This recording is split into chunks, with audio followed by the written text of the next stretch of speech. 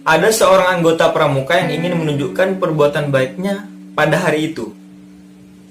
Kemudian ia melihat seorang nenek yang berdiri di jalanan yang ramai. Kemudian ia membantu menyeberangkan nenek tersebut. Masalahnya, si nenek sebenarnya tidak ingin menyeberang, tetapi dia merasa sungkan memberitahukan hal itu kepada si anak pramuka tersebut. Kita lebih paham dan kita lebih sadar bahwa di dunia ini banyak hal yang terjadi atas dasar belas kasih. Dan kita mengira bahwa apa yang dibutuhkan orang lain kita lebih tahu. Padahal itu adalah salah. Belas kasih itu tidak cukup. Harus ada kebijaksanaan. Yang berbahaya adalah ketika belas kasih mengandung asumsi.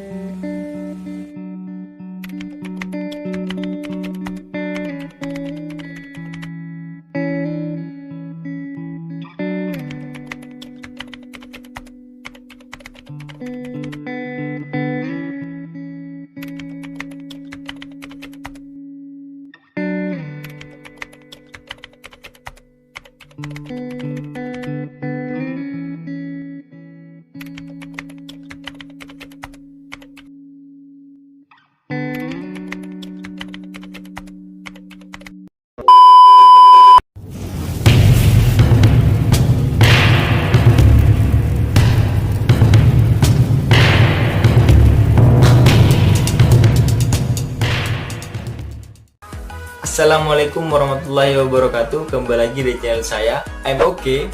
Bagi kalian yang belum subscribe, silahkan di subscribe dulu supaya tidak ketinggalan di video-video selanjutnya. Pada video kali ini saya akan melanjutkan review dari buku Ajabram, Si Cacing dan Kotoran Kesayangannya.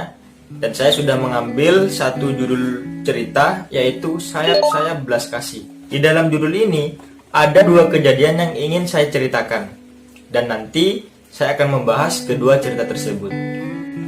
Cerita yang pertama. Suatu hari, ada seorang anggota pramuka yang ingin menunjukkan perbuatan baiknya pada hari itu. Kemudian, ia melihat seorang nenek yang berdiri di jalanan yang ramai. Kemudian ia membantu menyeberangkan nenek tersebut. Masalahnya, si nenek sebenarnya tidak ingin menyeberang, tetapi dia merasa sungkan memberitahukan hal itu kepada si anak pramuka tersebut. Itu adalah kejadian yang pertama. Kejadian yang kedua, ada seorang pemuda yang terlahir tuli. Dia mengunjungi dokter untuk pemeriksaan rutin. Kemudian ia ditemani oleh kedua orang tuanya. Dengan bersemangat, dokter memberitahu orang tua si pemuda mengenai suatu prosedur pengobatan baru. Pengobatan tersebut dia baca dari sebuah jurnal kedokteran, sehingga 10% dari orang-orang terlahir tuli dapat dipulihkan kembali pendengarannya melalui sebuah operasi sederhana dan tidak mahal. Nah, sang dokter ini bertanya kepada orang tua si pemuda, apakah mereka ingin mencobanya. Orang tua si pemuda dengan segera mengiyakan. Pemuda itu adalah salah satu dari 10% orang-orang yang tuli yang dapat dipulihkan kembali pendengarannya. Namun, dia malah menjadi sangat marah dan jengkel kepada kedua orang tuanya dan dokternya. Dia tidak mengetahui apa yang mereka rembukan saat pemeriksaan rutinnya. Namanya juga tuli kan. Tak seorang pun menanyakan kepadanya apakah dia ingin bisa mendengar atau tidak. Sekarang, dia mengeluh karena dia harus menahan siksaan suara-suara ribut yang terus-menerus, yang mana hanya sedikit saja yang dia pahami. Sebenarnya dia memang tidak pernah ingin dipulihkan pendengarannya. Nah, dari kedua cerita tersebut, kita lebih paham dan kita lebih sadar bahwa di dunia ini banyak hal yang terjadi atas dasar belas kasih. Dan kita mengira bahwa apa yang dibutuhkan orang lain kita lebih tahu. Padahal itu adalah salah. Nah, makanya penulis ini menyampaikan bahwa belas kasih itu tidak cukup. Harus ada kebijaksanaan. Yang berbahaya adalah ketika belas kasih mengandung asumsi. Itu berbahaya karena bisa membuat orang lain itu menderita. Contoh kejadian yang pertama, bagaimana seorang pemuda yang membantu nenek di keramaian menyeberangi jalan. Padahal sebenarnya nenek ini tidak ingin kemana-mana. Padahal nenek ini sebenarnya tidak ingin menyeberang. Nah, yang jelas nenek ini menderita, tersiksa.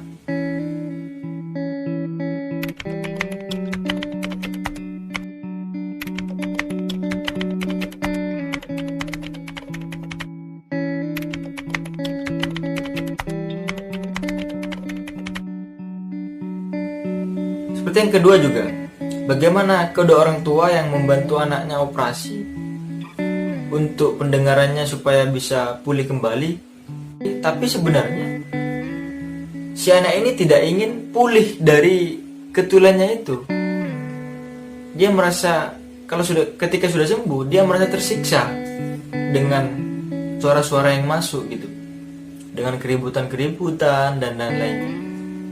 Ini menunjukkan bahwa belas kasih itu tidak cukup, harus ada kebijaksanaan. Sehingga kalau belas kasih itu diibaratkan dengan burung merpati, sayap-sayapnya itu adalah kebijaksanaan.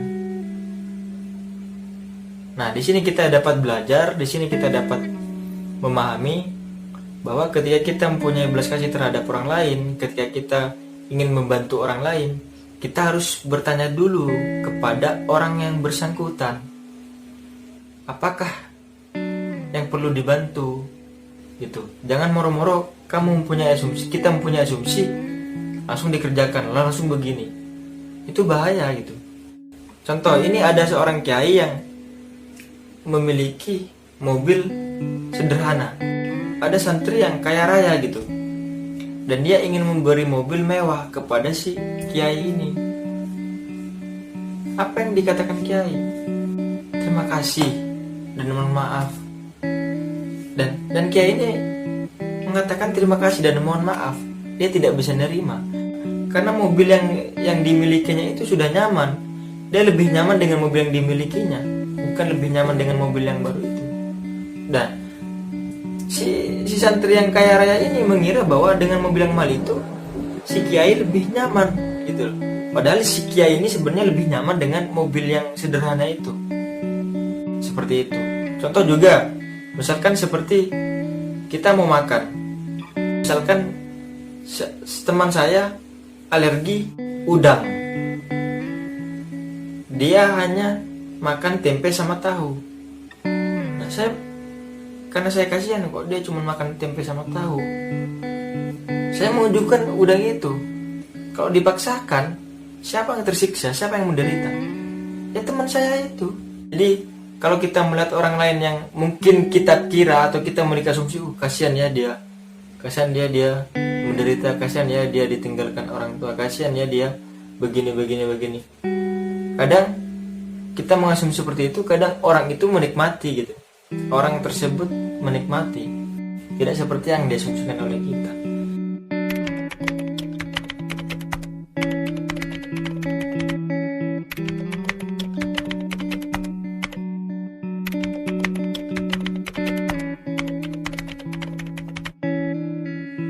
Jadi kesimpulannya adalah kita kalau misalkan ingin berbuat baik atas dasar belas kasih, jangan sampai menghilangkan kebijaksanaan.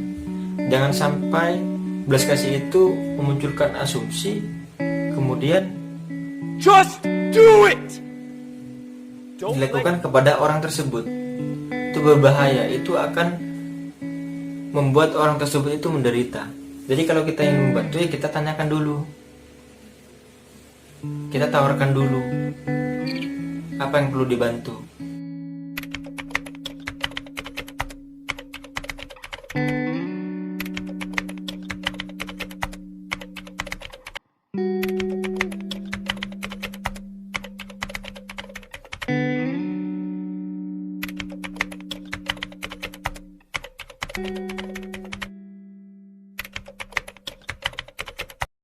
Mungkin itu yang dapat saya sampaikan.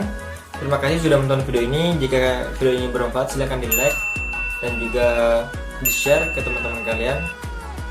Dan dari saya, Terima kasih.